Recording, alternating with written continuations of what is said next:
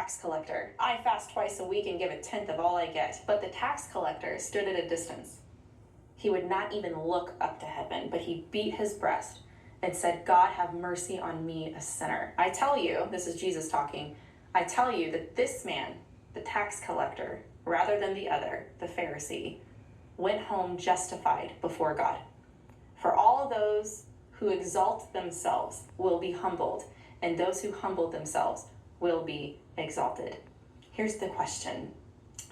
Can anyone on this panel beat their breast before God and beg him for mercy? Can they fall on their face before a holy and righteous God and ask forgiveness for their sins? No, sin is negative. Sin is fear-based. No, because they're the good ones. And you know what? This is what we do when we think, oh, we're a good person. I'm not like that person. We have a comparison of like the worst person. I'm not as bad as that person. I'm good. I'm a good person. I'm not a murderer. I'm not a thief. Well, you know what? Compare yourself to Jesus. And then you might see your need for him. So, Becky, she brings up a good point here. All right, moving on. But God, doesn't God, do you argue that God doesn't want us just to love each other as we would? There's no, I would never argue that at all. That's love God as God first and then love each other second. That's absolutely what he said. But I'm saying, are you going to hang her up because she doesn't use the name God or Jesus? I will embrace her and love her, but God probably is going to, Oprah. Read his word. See? That's why she said. I mean, Becky's not wrong. You heard the response from the audience, okay? But Becky isn't wrong. Look, okay, here's why grace goes to her.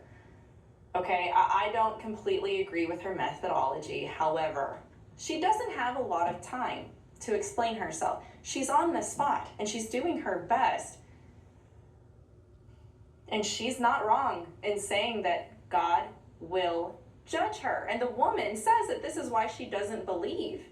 Because what Becky is saying sounds unloving. If this isn't the battle cry for progressive and cultural Christianity and new thought and new age, I don't know what is. What's the saying that popular Christianity is unbiblical and biblical Christianity is unpopular? But here's the thing. It doesn't make it untrue.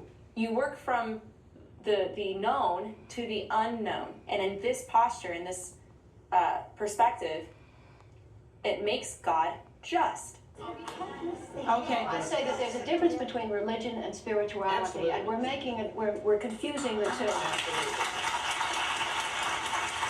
Oh yes, the religion versus spirituality. Ooh, I used to believe the same thing. This is why it was a derogatory term to be called religious, because you want to have a non-religious version of Christianity that's a lot more spiritual. Remember, for them, they think it's an improvement.